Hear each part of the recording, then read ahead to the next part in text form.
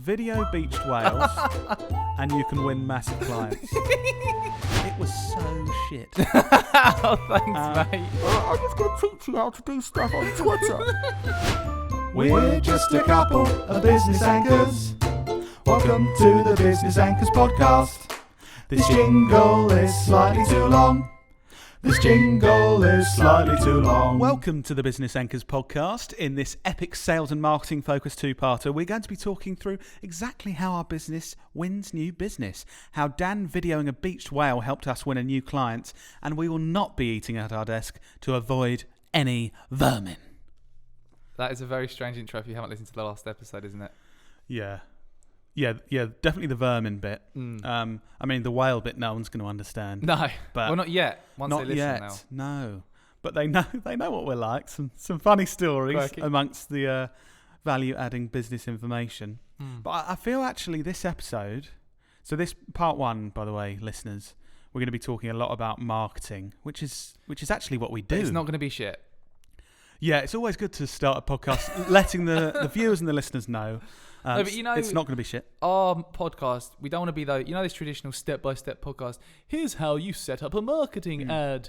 We're not like that. Are you saying every other business podcast is shit then? No. I mean, we like to take a different approach where we give value, but we also, make it a bit entertaining. I guess what we're trying to say is a few of the previous episodes you could have listened to and forget it was a business podcast. Yeah. And I think we did for certain parts. Yeah. But actually this one... But you say that, but this is going to be like more of an insight into how we win business and value adding. But there's also going to be some really interesting examples and stories. Why are you laughing at me? I'm laughing because I feel like we're starting the podcast with a debate about what it's going to be like. I'm saying it's actually going to be really valuable. And you're saying, well, there's going to be a bit of that, but it's going to be really interesting and funny too. And I was like, yes, but it's going to be valuable for business people. It's going to be the best of both worlds, though, isn't it? Yeah, it's going to be absolutely brilliant. So, first of all, Dan, as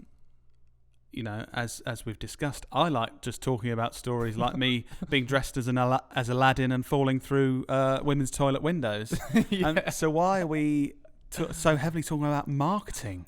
Well, I actually took the time to look back at some of our podcast reviews to try and, because lots of the best listeners actually leave a review.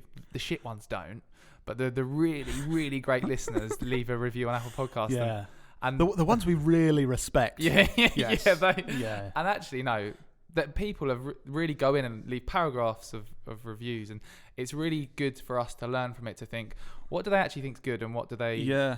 Well, there's not that much negative stuff because... But you can still, from the positive stuff, you can see patterns of things that people have mentioned that they've enjoyed or found useful so far. And a lot of the themes I was seeing was like, we've got good banter, obs. And Bents. No, but the way that we share insight that people can learn from, but at the same time, we've actually got good... We talk about stuff that like a lot of businessy people wouldn't share because they don't want to come across as bellends, basically, and we don't care. We luckily know that we are. I think to even use the word bellend on a business podcast, you've got to understand that you are one. Dad's going to tell me off for saying that. Sorry, Dad.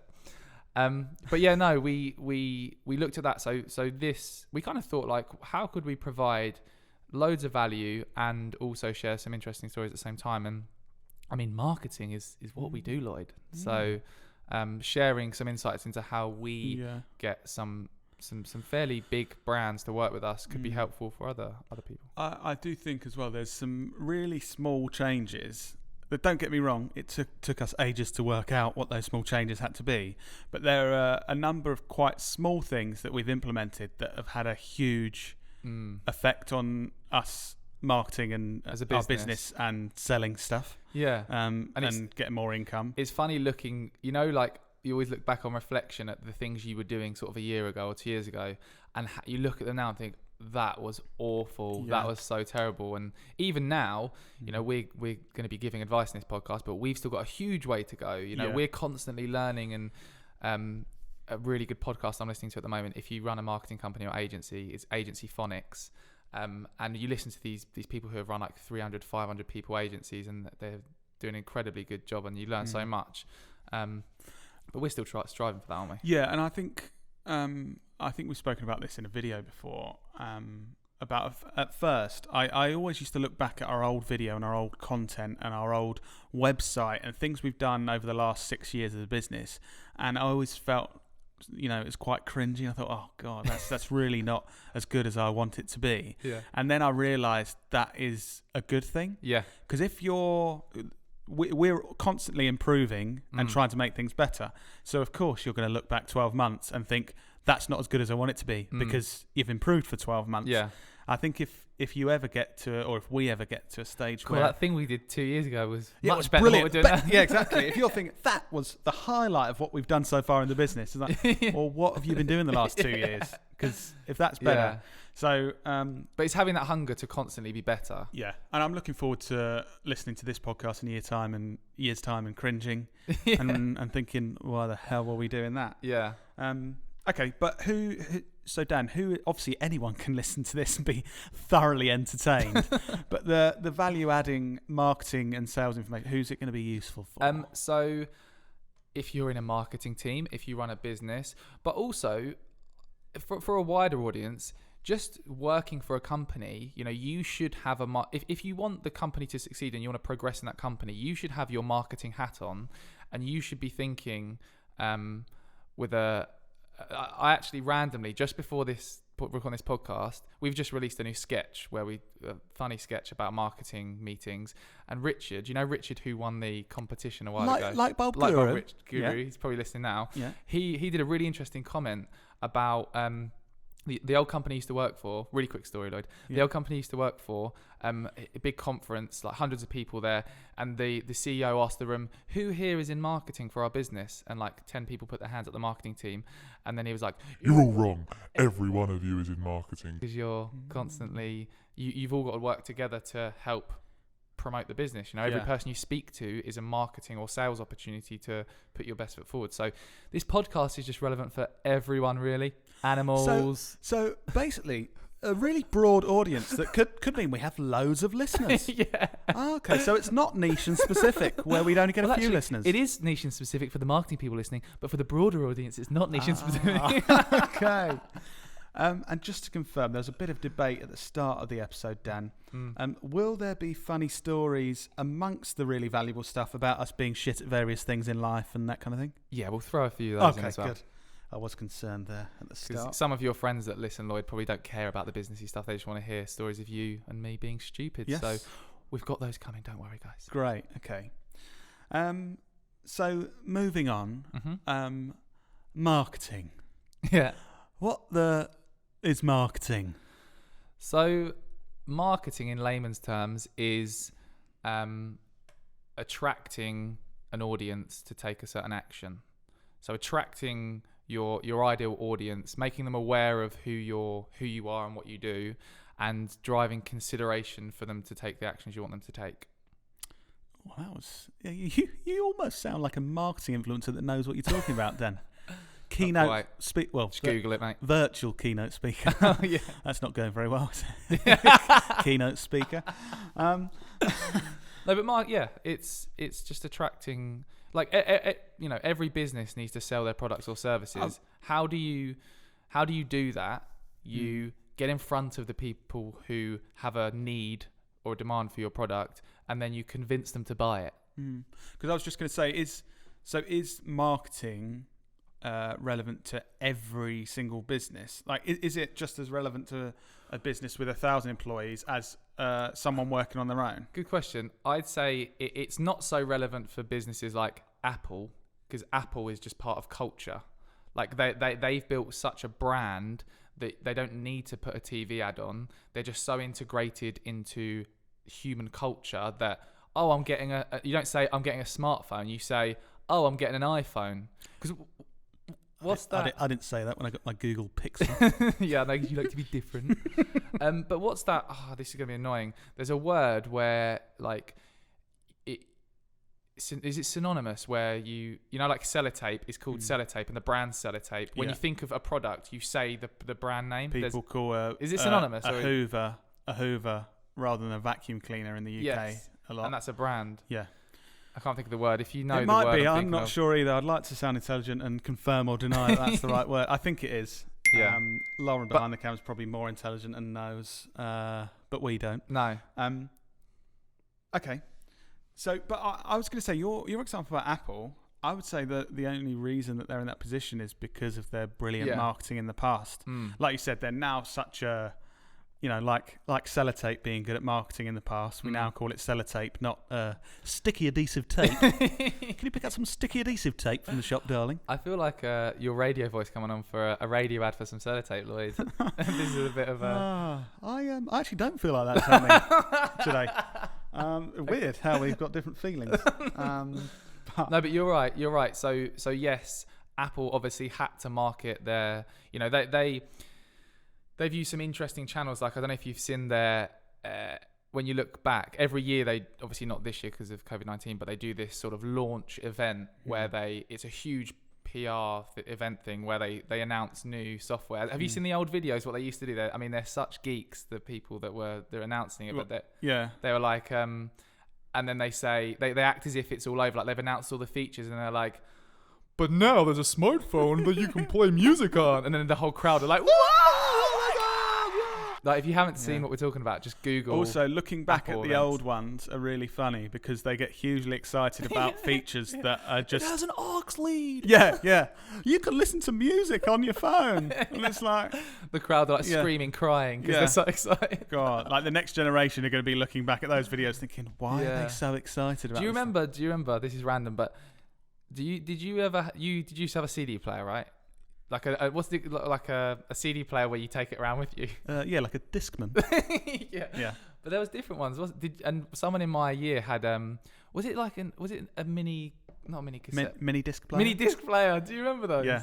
My friend Johnny had a mini disc player, and they were so cool. He thought he was so ahead of the... And then about 6 months later, MP3 players came out, and they were just completely... You could hold 3 songs on them. Yeah. Completely off topic. Yeah. Anyway, so marketing. Yeah. I do think, especially for smaller businesses or just businesses that don't have an effective marketing strategy, I think just saying, you should be doing better marketing. It's like, where the hell do you even start with that? Yeah, we should. But how, like, is there a kind of simplistic way to start thinking about marketing?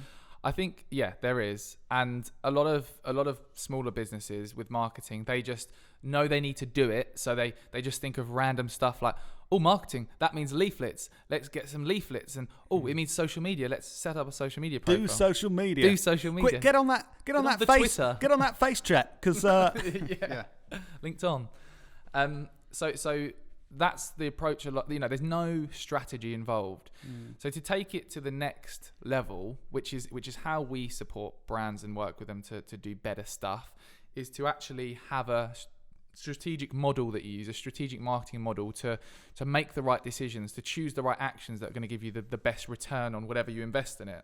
And the really simplistic sort of approach we take is to look at the customer who you want to target, who is that person, and then start to understand the journey they go on from being a normal person, not knowing you. Like, I don't know you. I'll play that part. Yeah, okay. To having a problem. Go on. It's really annoying me that I can't walk out and about and listen to music. This is brilliant. So you've got a problem. To then thinking, or what's the approach they take to find a solution?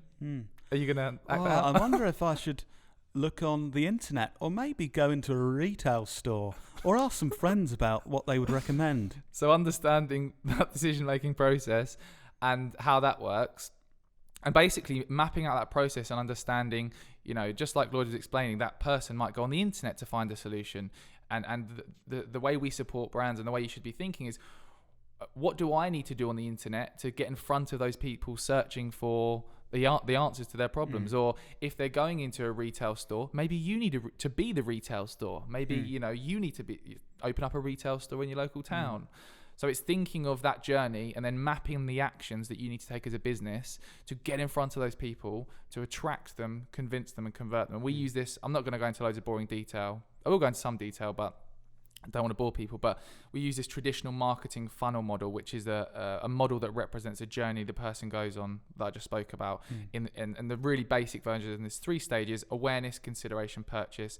Awareness, make them aware of you.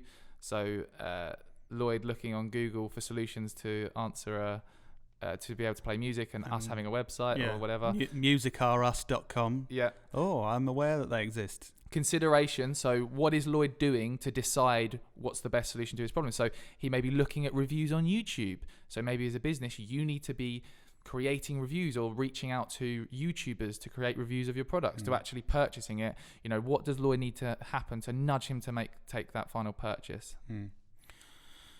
That's a very logical way of looking at it, is it not, Lloyd? Yeah, I think so. Did I explain that well, or is that? Yeah, I think so. I think the part in the middle, the consideration, is really interesting, and the part that a lot of businesses completely miss. They understand that you have to do something to get in front of people, so Go out to the street awareness. and shout at people. I think that's quite obvious. It's like, look, you can buy stuff from me. I'm here, and I do good stuff. And then a lot of people do the purchase stage, and to be honest, that's the main thing people do that doesn't work. Buy it. Go on, buy my stuff. Buy my stuff now. But they haven't done the other stuff to make. But the consideration in the middle, that's the part that I think a lot of businesses miss out. It's actually, so people are aware of you, but they're in the process of deciding, shall I buy this? Shall I buy that? Shall I buy from this shop? Shall I buy from this website? And it's getting in front of them and in their thought process. How do you convince them? Yeah. A lot of people think advertising is like an advert in a newspaper. An advert in a newspaper is a bit of creative that says, hey, we sell bits of paper. They're 20 quid. Buy one. That's an advert. But what that isn't is it's not anything that's going to really convince you. There's lots of ways you can use now to help convince that person. Think psychologically. What's their decision-making process? That's why like we're talking about marketing and business, just doing something like, we need to do something on Facebook, or we need to get leaflets printed. That is a tactic, but you're probably only achieving one of those things. So either awareness, you might be delivering leaflets. And by the way, I know we're a digital business, but there are some businesses where leaflets will be a good thing to do. And like a local window cleaner, perhaps. Yeah. I don't know if. Yeah, perhaps then. But yeah, those leaflets might get awareness. So you could put them through people's door. Maybe it's a low percentage, but 3% of people will look at it and for the first time be aware that your business exists. It could be the purchase side. So people in your local area could know that you exist, and you have a leaflet with some kind of deal or offer on that makes them take action and buy. So they could achieve something like that. A singular marketing event could achieve something like that, but it's not. You need all of those things to actually. You need a fully rounded strategy, and that's why it's so important. The first, in terms of like a practical takeaway from this, that first step is to really sit down and think about who are your ideal customers that you want to reach, and then map the actions you need to take at each of those stages to attract, convince, and convert them. Yeah, all those stages. If you can imagine yourself buying your product and all the things you do to try and work out where you could find it, what one you want to buy, who you want to buy from, and along that process, you can get in front of that customer all the way through that process. But it's choosing where you can do that, how, and that's the complicated bit, I'd say. Choosing what to do. Yeah, but it's because at first it's like, do this good stuff, awareness, consideration, purchase. It's like, I get that. Okay, that makes logical sense. And it's kind of like, but how the hell do I choose what I'm going to do? Because there's millions of things, and do you want me to answer that now? Okay, yeah. So this is the big question. It's easy to say, develop this strategy where you look at how to attract, convince, and convert them. But understanding, should they make a podcast? Should they do a video? Should they do leaflets? Is one of the most difficult decisions. There's a few things to think about to answer this question. Right. So firstly, one of the real key things to answer is, where are your customers? Like we mentioned leaflets, like think about your customers. If your customers are like 70 to 80-year-old pensioners, they're probably not going to be on social media. So using social media as a channel probably isn't going to be most effective. But what they do is they read everything that goes through their letterbox because they love, that sort of thing. Oh, I love reading leaflets. Yeah, so, that leaflets may be the best option. So think about your customers, who they are, and where they will be consuming information. That's one of the angles. Secondly, like, what skills do you have? Because, I've fallen into this trap before of telling everyone, build a personal brand, create videos, and start to get on video, and just because that's how we've done it. But we're comfortable doing that. We like being on camera. Some people would absolutely hate the idea of that. They might be better writing or talking, creating a podcast. Yeah. So think about the skills you have. And thirdly, the resources you have. So if you're a business, a brand with lots of money to invest and a big, widely skilled team, you could be doing lots of different things. Whereas if you're a one-man band, you have a certain amount of time and money to invest, it might be better to go all in on like Facebook or Facebook ads. Yeah. I think it's really relevant what you said about, and I think a lot of people in marketing in our kind of world do this. They look at what has worked for their business or their kind of niche clients they have, and they tell the world that is the way to do it. And like Dan said, we've fallen into the trap of that earlier in our business, saying this is the best way to do it because it's worked really well for our business. But I think now with a wider understanding, it's every business is different. So this is how we do it. This works for our sort of business with our skills, with the audience that we want to connect with, and the services that we're selling. But there might be completely different ways that work for you. But if people do want to do I can't even talk. Great podcast. Yeah, thank you. The kind of video content stuff that we do and get in front of, because that's the awareness stuff we do. A lot of it is that stuff. I know there's different things we do. I want to just give you the confidence that when we started doing it, well, actually, I say we. It was definitely just Dan. When Dan started doing it, it was so shit. Oh, thanks, mate. Because you might be looking at this brilliantly edited podcast on YouTube or listening to it thinking, God, that sounds professional. I could never do that. And yeah, I just want to let you know, everyone starts out being shit, and it doesn't matter. Dan's videos, right? I'm sure he didn't have a microphone. He just recorded it on a potato because it used to be. I'm just going to teach you how to do stuff on Twitter. And oh man, they were so bad. And he seemed so, he didn't look confident or sound confident. He was kind of whispering because he was so unsure of what he was saying. If you want to find customers on Twitter, then maybe do this. And gasping for breath because I was so nervous. Yeah, and I think, and thinking about that as well, giving other people confidence to start, because they're not going to be perfect. It is the journey. We had a big brand that we've worked with. And really was a game changer winning that business 2 or 3 years ago, was watching Dan's videos when he was that shit. When I was recording the audio on a potato. Yeah. And I think that, and one of the videos he recorded, which persuaded this guy to work with us somehow, and Dan did a few videos on Twitter like this. Oh yeah, doing this really good Twitter stuff. And then there was a beached whale. Wait, sorry. This just sounds so weird when you explain it. Yeah, because it is. It makes no sense at all. So you can even go on our YouTube channel. I think it's still there. Sort it by oldest videos or something. You get like 2 or 3 videos about building your audience on Twitter and getting customers on Twitter, and then suddenly there's just a video of a beached whale. Basically, there's a beached whale on Botany Bay near where we live, and then and Dan thought, this perfect piece of content for my business audience. I'm just going to post that, and but yeah, my point is, so this decision maker in a large business that has something like 600 employees, I think, that we work with, was watching at that point. This was like 5 years ago. Yeah, we had no idea he was watching. But 2 years after that, when we weren't shit at doing that sort of stuff, he contacted us, wanted to work with us, and complete game changer for our business and great client.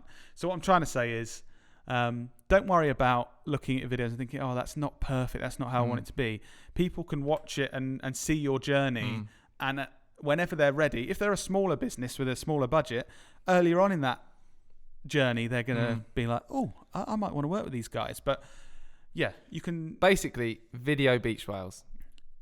Yeah, that would be my number one. That's the clear message I'm getting from you. Yeah, the clear message from me absolutely rambling is video beached whales, and you can win massive clients. Okay. No, but just to add a bit more context to your story, because that was actually a really good story. Well, it's a good story, but I just rambled and didn't really say much. No. So no, but we asked that social media manager from that large client who we worked with eventually, and we asked him like how he discovered us, and he told us he watched our shit videos of beached whales and we were really rubbish. But he also told us, and that made me discover the weekly blogs you were writing. And I also, Dan, saw you speak at an event. And actually, I met Lloyd at a networking event once a year ago. And he was brilliant. Yeah, he didn't say that. But there's all these, the interesting takeaways, there's all these touch points, marketing touch points where this decision maker for us that changed our business over 2 years had been watching us, seeing what we're doing, and we'd impacted him and produced the right content and done the right things to drive consideration that we could help him. And then eventually at one point we nudged him at the bottom, like I mentioned that model, we drove awareness, we built consideration, we actually got him to get in touch, and then we started doing projects with the big brand. Yeah. So it all worked. So I think we need to be a bit clearer on, we've spoken about the big picture, we've spoken about working out where your audience are and starting to do those things. But I think for a lot of businesses, and especially small businesses, there's still so many things. So if we're thinking, who are my audience? 40-year-old males.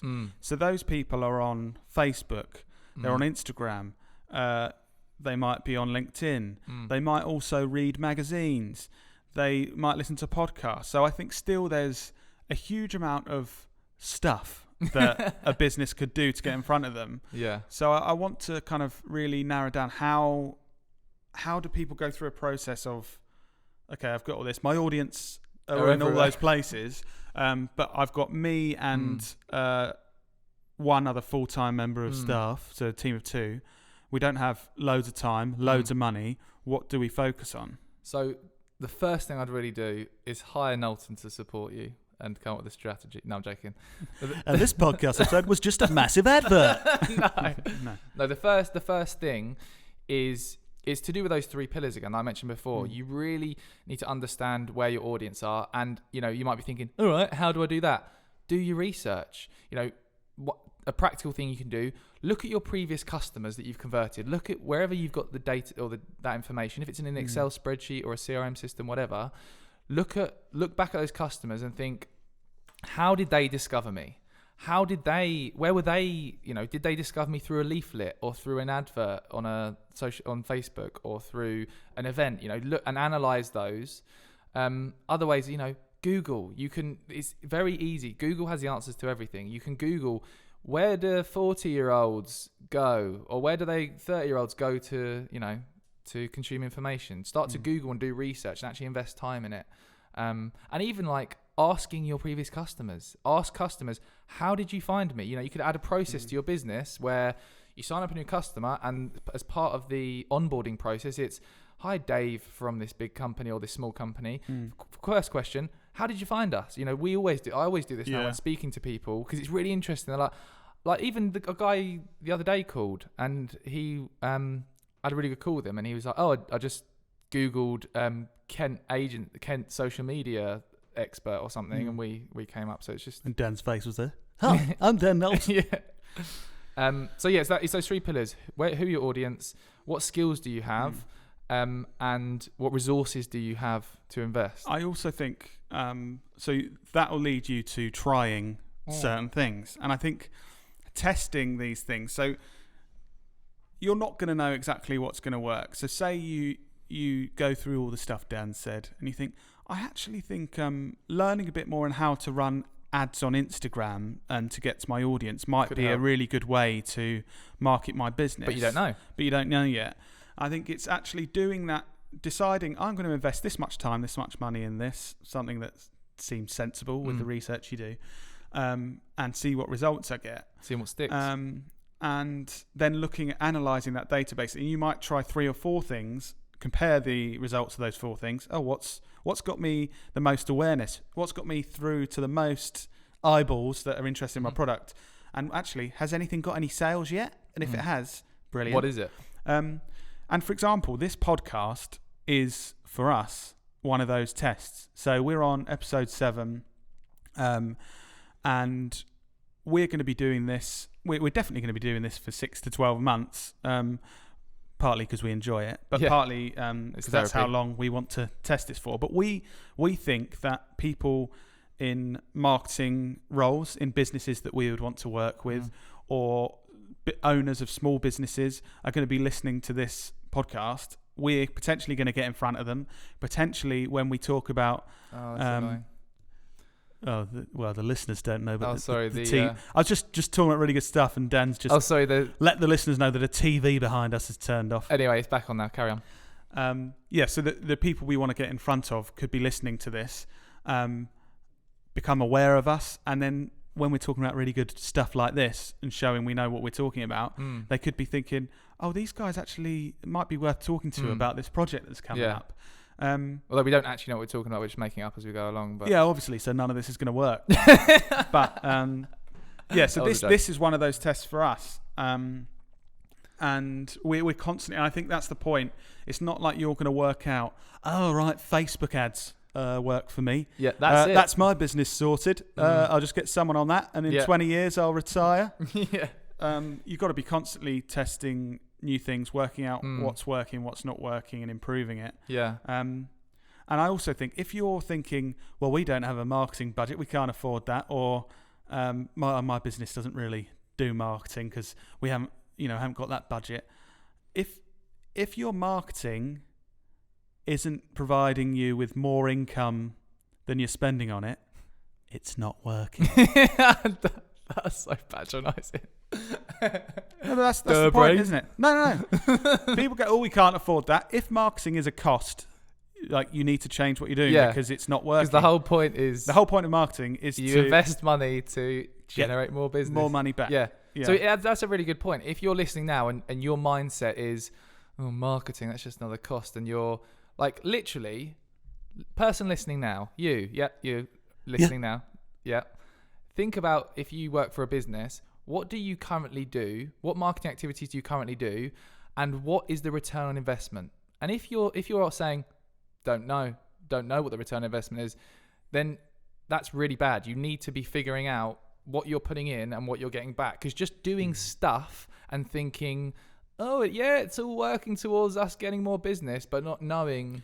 I think we're all guilty of it. I think we're still guilty in some areas of, we're investing in some things. And if you asked us some of the small areas we're investing in, what exactly is the return? We'd probably say, oh, don't know. Good stuff. I think that's the sort of thing you need to look at it and think, hang on, is this sensible for me to spend marketing budget in this place? Yeah. Yeah. For those that didn't listen to the previous episode, I just kept talking loads, and then Lloyd's response in the podcast was just yeah. And it made an excellent episode. I'm going to move on quickly, Dan, to reveal a drink. I was going to do this earlier in the episode. We normally do, but it doesn't work. work. Different. We've actually got a choice, Dan. So we've got pomegranate green tea or blueberry white tea. What do you like to choose? I'd prefer the blueberry white tea, but okay. Thank you. So normally, Dan, when we introduce the drink for the episode, just picks something out of our drinks fridge at work, because he just invests no time in this, and I do all the preparation. But this time, I invested so much effort into this. You got Lauren to do it. Lauren this morning brought these drinks in, and then Thanks, Lauren. I took them from the fridge where she put them. So that is lovely. Pomegranate. I've got a pomegranate green tea. See, this tastes too good to be healthy. Oh yeah, this is very sweet. Yeah. No artificial preservatives or colour. It's nice. Yeah, that is nice. Well done, so Lauren. while you're enjoying that great purchase from Lauren, last week we asked people to include the word vermin in their reviews, but we said the challenge was you've got to include the word vermin in your reviews and kind of hide the fact that we've asked you to, so Mhm. it's got to fit into the review. And we are absolutely bombarded with reviews, including Vermin. And I'm so many we've been looking through, but I'm just going to read one. The one person that actually did it, Amy Knowlton. What? No, I'm just going to read the best one. Okay, go on. So, Business Anchor's top business bants. Just so funny and a refreshing take on everything we all want to say, but don't always have anyone to say it to if we're working on our own. Sorry about not being able to read your Why are you your reading review. like a robot? I got so engrossed eating lunch at my desk that the crumbs I spat out from laughing so hard could have left me vulnerable to an influx of vermin. Luckily, I have a dog who I'm hoping will keep my neighbourhood rats at bay. My new weekly favourite podcast, Snort Out Loud Awesome, but maybe don't eat whilst listening. Brilliant. That was a lovely review, and I think Amy Knowlton, thank you very much. did exactly what we asked for. Are you not going to read any more of the reviews? No, I think that was the best one that we got. Okay. So I'll just keep it to reading that best one that has vermin in. Yeah. I think seeing as having a beached whale winning us so much business, and us talking about that, if you think you can do better than that one, and you know, we might read out the top one again next week. If you can review us on Apple with the word whale, but like we said, you've got to do it so people wouldn't know we've asked you to. Mm-hmm. Be creative, and we may read out the one or two best ones next week. We'll see. But I think, Dan, have you got anything more to say on this marketing part? No, this just podcast? do loads of good marketing. I think. You that say. Such good, just do good marketing stuff. No, I guess another something to add a bit more value is we constantly create content across our socials that shares insightful stuff and teaches you how to do stuff, marketing tactics and strategies. So yeah, have a look at that and do it all basically. Just do marketing. Really? Yeah? Cool. Well, in part 2, we're going to be talking about sales and how some pretty simple changes took us from not winning much business to winning almost all of the business we've pitched for in the last 6 months, which is always good when you're a business. Yeah. Winning the business that you're trying to win. How many times can you say business in a sentence? I don't know. It's none of your business. All right. See you in part 2 for more dad jokes.